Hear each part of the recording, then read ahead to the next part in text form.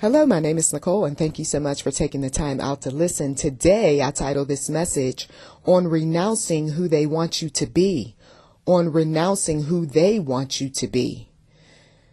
They could be parents, grandparents, cousins. They could be co-workers.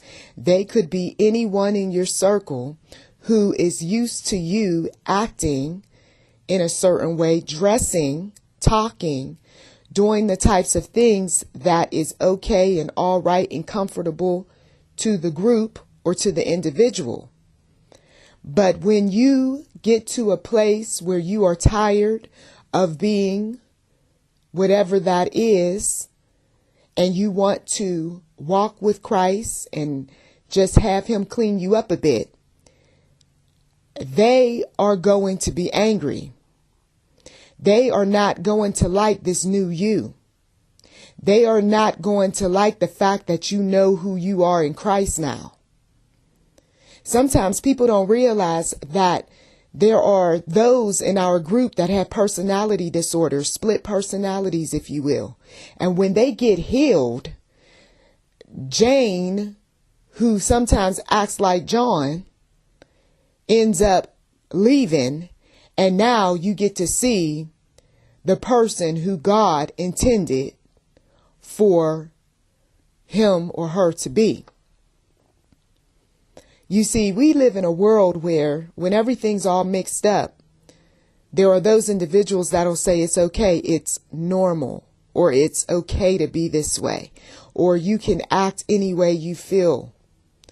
But if I am spending some time alone and I know that the way I'm acting is causing division, not just with people on the outside looking in, but within me, I'm going to want to make some changes.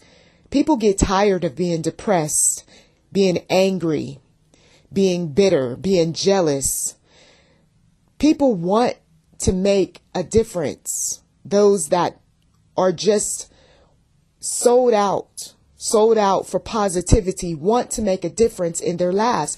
But you have those who, when we say, I don't want to live like this, I don't want to act like this, I don't want to talk like this, I don't want to dress like this, they will start to name call when you find fault with the very things that are not right, according to the scripture, according to what the Lord has laid upon your heart, according to what the majority believes and behaves and acts like. I don't like this. I don't want to be like this. I don't want to talk this way. I don't want to be around this group. This group is a bunch of addicts. This group, there's the alcoholics, the drug users. These ones, they talk about depression and suicide. And then these people over here, they see a nice looking face, nice looking body, and all they want to do is have sex with it. I don't want to be a part of this any longer. And then these people over here, they always fight up against anything that exposes their devious plans. And these people over here, they got a lot of nerve talking about other people being jealous and argumentative and wanting to fight. And look at how they are amongst each other. So no, I don't want to be a part of this establishment. I don't want to talk this way. I don't want to dress this way. Matter of fact, I like to see myself looking a little bit better. I would prefer to see myself not be dressed in a way that brings all sorts of negative attention to me, or eye rolls or deep sighs. You see, when a person makes up in their mind that this is what they want to do, and you feel like if you're that one that's not really sold out for anything dealing with spirituality, you're going to say, well, you're hindering your free spiritedness. You know, you don't let other people tell you what to do and how to dress. And, what you're talking about is just ridiculous. I mean, that is your being. That's who you are. And for some people, that's not their being. That's not who they are. Let me tell you where some of these personalities showed up. Because I know, having gone through a healing process over many years, I'll tell you where they come up. They come up when we've been exposed by all things that are unrighteous and untrue. Examples, sexual imagery, very downright dirty sexual imagery. And if you're exposed to some things at a very young age, there is something within us that will protect us. And that might be a personality of some sort. That might be a spirit, whatever you want to call it. That might be having a strange fetish to distract one from all of what he or she had experienced growing up. So no, if I've been hurt, wounded, saw some things I had no business seeing, I may not necessarily be behaving in my true self. Okay. And so if I'm not doing that, but you're used to that, you may encourage me to stay in my dysfunction.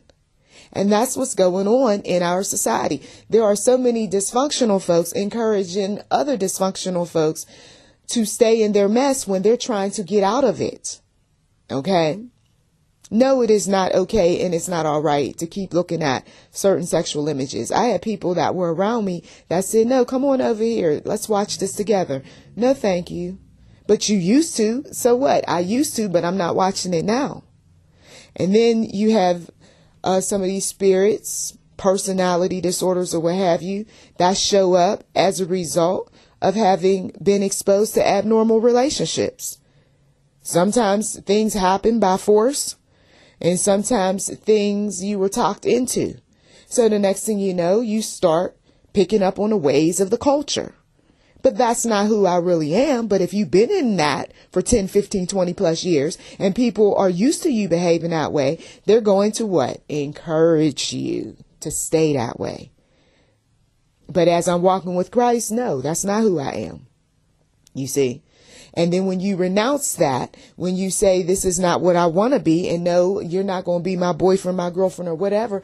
Some of these folks, if you talk too loudly about it and you fight too much against it, that's when they want to start name calling. That's when they want to start calling you a homophobe and a this and a that. And meanwhile, they don't even know what your history is. So I laugh. They don't know who I've been around. They don't know the folks that I've witnessed to, as well as the folks that influenced me in some way. And then I had to just say, Lord, no, I know that you did not call me to this culture, this lifestyle. But you think there weren't people around me that wanted their little fleshly needs met, trying to encourage me to be where they were? No, I don't think so. So when you renounce things, then that's when they want to start bullying you and they want to call you all sorts of names. And meanwhile, you're doing things out of love for yourself. You're doing things out of love for others too, because if they see your example, they might come up out of their dysfunction, out of their abnormalities and whatever else. But, you know, that's just too much for people who don't want to change, right? These spirits, once again, personality disorders, what have you, will show up and act as if they are really who you are, who God intended you to be, and whatever else, through sexual abuse and molestation. Okay? And meanwhile, they're all looking at you and saying, you're okay, you're all right, you don't know what I'm going through. And I wouldn't talk to the group about it anyway, not the dysfunctional ones. I would want to talk to the people who come up out of situations, right? Those are the ones that's going to give you the insight, the wisdom, the knowledge, the understanding, the compassion to free you up out of your miserable existence. Rejection and self-rejection is another. And I'll tell you that I came across this book some years ago called Destroy the Works of the Enemy. And these points that I'm talking about, they're mentioned in this book. But what I'm doing is I'm pulling out some of these points because ultimately it's the enemy who uses these things to create all sorts of confusion within our minds, bodies, and spirits. Okay? Because he doesn't want us to be what God has intended us to be. He wants us to be messy and crazed and wanting to kill ourselves or kill somebody else as a result of all of what we went through. Kill that person who God wanted us to be, but now that I found this outlet with a bunch of dysfunctional folks. I guess this is where I'm going to be. But then somebody comes along and says that, are you sure that's what God called you to be? And you say, well, I think so. And then you start looking closely at yourself, or they pull out some points. And then you say to yourself, no, this is what other people wanted me to be. This was birthed out of all of the mess that I had gone through. This isn't who I am. And then you return back to that innocence, if you will, before the craziness took place. And you realize that you were very smart, or you had a lot of interests.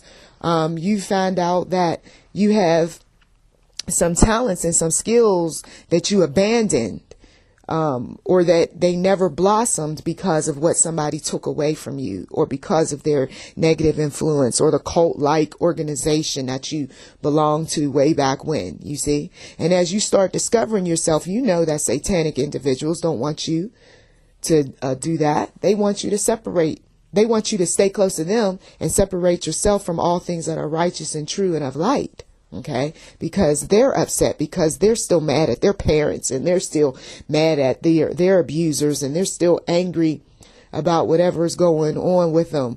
But then they mask it all by doing some foolish things, some outrageous things. But they're still hurting. The Lord told me this a long time ago. He said, those people are hurting. That's why they do what they do. The opposite sex hurt them, and so they're gravitating to the same sex. They went through a lot with parents and others, and so they can't stand authority. So they love every opportunity to rebel against authority, including me. So that's why you're not going to reach those folks. They're too angry. They're too hateful. They're too hell-bent on destruction. Then you got some who, let's love everybody, as if that's going to solve all the problems from way back when. And meanwhile, you start loving some folks and you love the wrong people. Now you're being used and abused by them. You see, if we don't get our emotions and all of this stuff from way back when in check, we will only feed the dysfunction that is within. And rather than walk in light, we start walking in darkness, and we start recruiting other people to walk in darkness. Okay? Another point, resentment, hateful words, they show up. They show up after the multiple personality issues, personality disorders, finding out a bit about one's personal truth, but yet not going through proper healing. So you hear it in people's voices. You see it on their faces. They are just hateful people.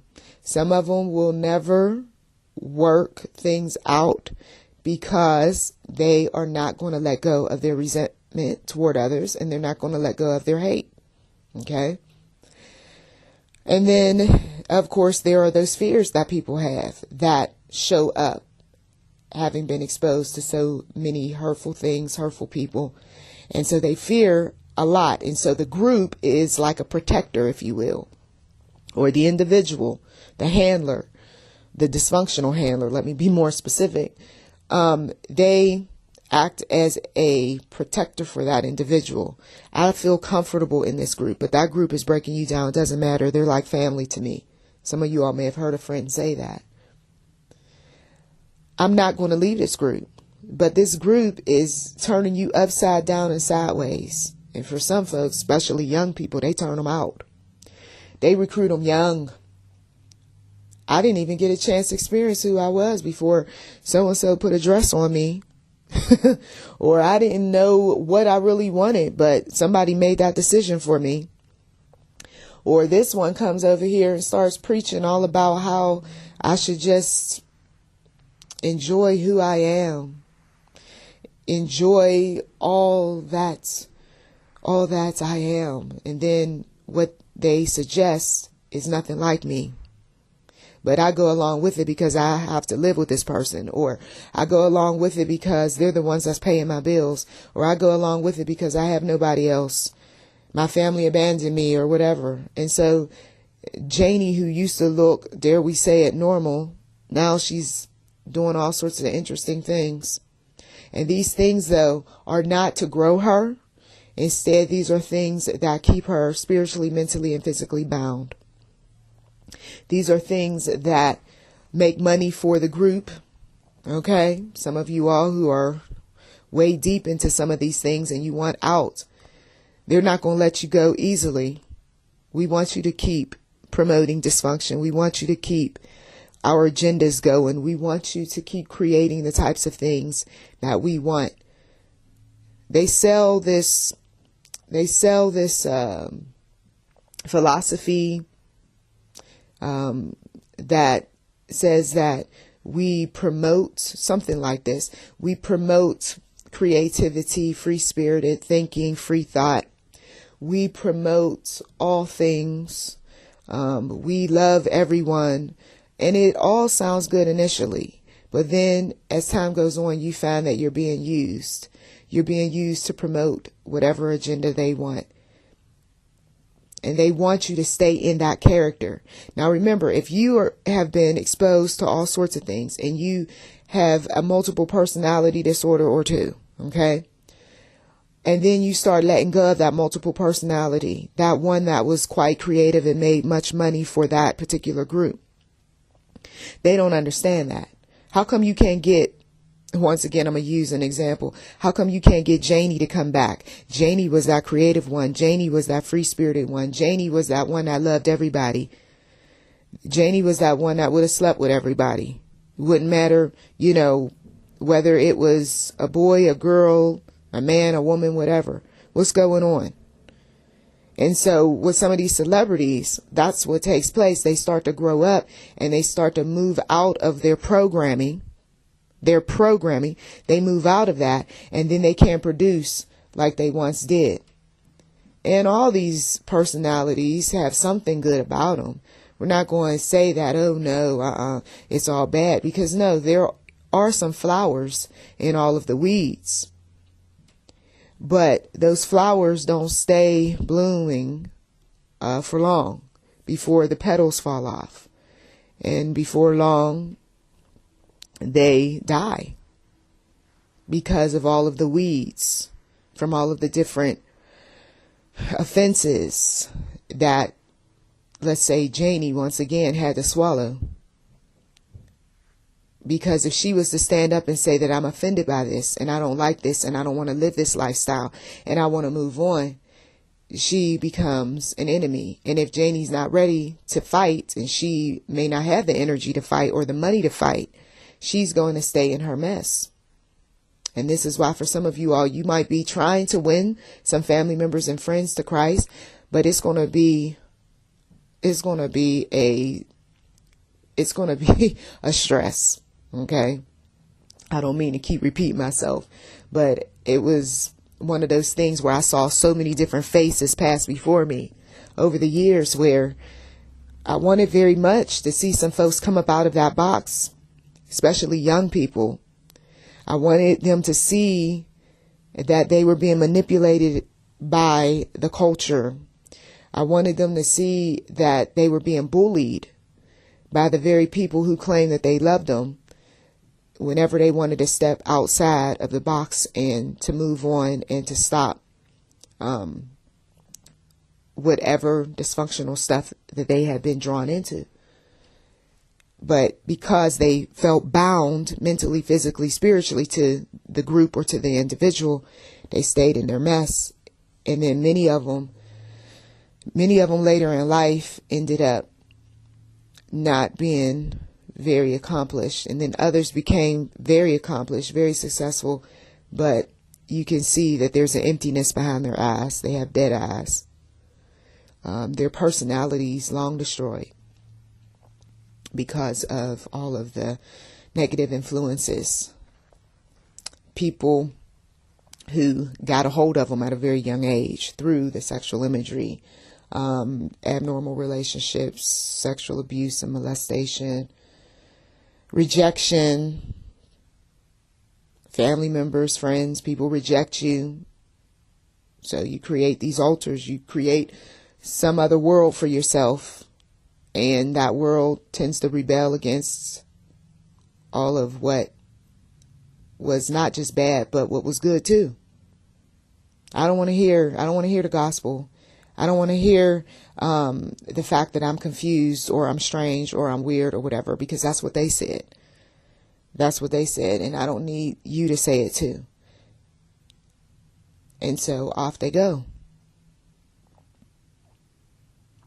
So let us take a moment to bow our heads for those individuals who they want out, but they can't get out right now because they got a lot of programming around them that comes and goes. They know themselves sometimes, and then somebody else shows up. There's all these voices in their head. They're feeling rejected. They're feeling fear. They're feeling worry. They're doing some things that are sickening to their stomach, that are just creating all sorts of confusion. We're praying for these people right now in the name of Jesus, that they will get the freedom, Lord, that only you can provide them. We're praying, Lord Jesus, that they will be able to see the person that you have always wanted them to be. Not what society wants them to be, not what dysfunctional parents, relatives, friends, co-workers want them, but what you want. Because you heal, you restore, you bring back our minds. You cast away all of the negative programming when we trust in you. And so, Lord, put your angels around this individual and speak into their spirit during the day and at night, showing them their potential, showing them all things righteous and true. Give them the strength, give them the courage, give them the wisdom to stand up against those who want to keep them emotionally, physically, and spiritually bound in a dysfunctional mess of a lifestyle. We ask these things in Jesus' mighty name. And I'm also asking that the Lord will silence those who want to name call, who want to just cause all sorts of just problems for you, because you have renounced the lifestyle, renounced the culture, renounced the group, called out them on all of their dysfunctional programming and so forth. So I'm asking that the angels of protection be all around you, because people, when they know that you know that things are wrong, they want to try to convince you that things are right. When they know that you are on your way out, that's when they come up with all sorts of ways to bring you back in. They'll charm you. They'll gift you. They'll even play into your weaknesses, especially if you're not strong when it comes to sex. They'll pull you back into sexual immorality. I want to be clear. I did not have an experience or experiences even with everybody under the sun. But in my world, at that particular time in my life, back in 1996, I was very much a free-spirited thinker. And if somebody wanted to do whatever to whoever, I wasn't one of those people that was objecting to anything and pulling people aside and talking to them. I remember having a conversation with someone who was a homosexual, and he had questioned me on some of my sexual interests at that particular time. And he said that some of the things that you're telling me, he said, that's what we would do in our culture. And he said that I don't understand for the life of me, why would you even consider or take interest in? Now, that was a homosexual questioning me on my interest at that particular time in my life. And yes, I'm being just real with you all without being graphic. But these were things that I was considering, and he was a friend of mine, and I was bouncing some of these things off of him. Sometimes the enemy has a way of confusing your mind so much that you don't realize that even though you haven't done anything, but your mind is setting you up because of your influences. And see, the individual who I've been talking to had been exposed. He had been exposed by homosexuality in the jail, and I was dating this person, not the confidant who was a homosexual, but the one who was, so he said, very much straight, but yet he had had some encounters in jail. So the things that he was downloading in my young mind at that particular time the homosexual who I had been confiding in had recognized, wait a minute, who is this man that you're involved with? Right? And so you see, sometimes people, they can hear some things in your conversation and recognize that you've been exposed to some people, places, and things that aren't necessarily right. Okay? Dysfunctional or crazy or whatever, but whatever it is that they want to label it as. And so here he was questioning me on something that was exclusive to his culture. Okay?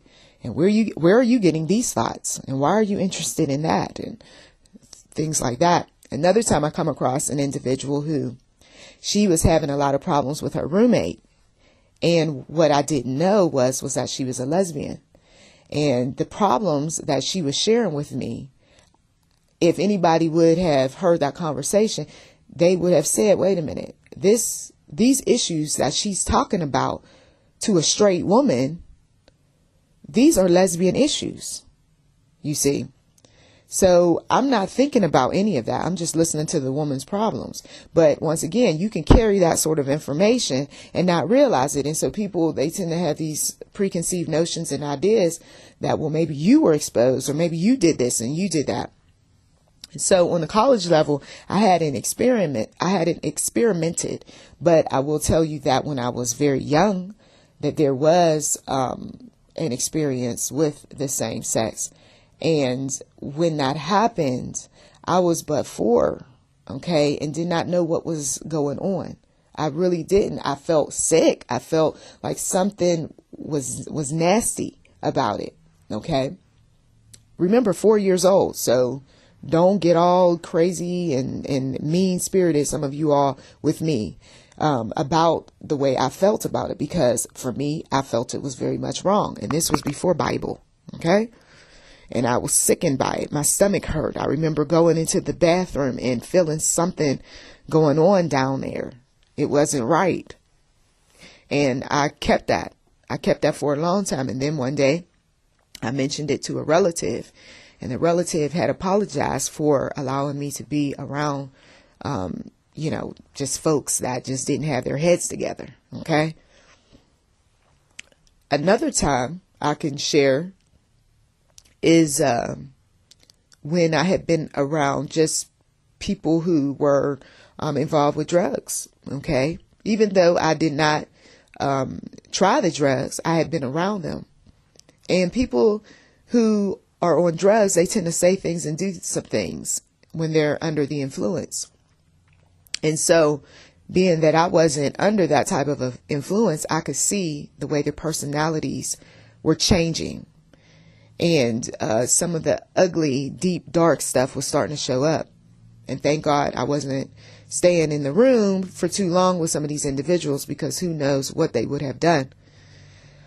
But I will tell you that drugs definitely, as well as heavy alcohol drinking, will alter your personality and cause you to do some things that you have no business doing.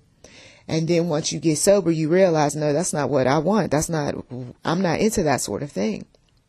And so I know that some of those folks, I know that they had their share of regrets. I had already left before things got popping. But once you start comparing notes and you start talking to folks and you realize, no, that's not what they were into. Now they got that shame, they got that guilt that they're carrying around, and sometimes they mistreat people because of it. Okay. I can't believe I said that. I can't believe I did that. There was a time where I had been drinking quite heavily, and there was a friend who I had misunderstood, being that I thought she was a bit bizarre, what have you.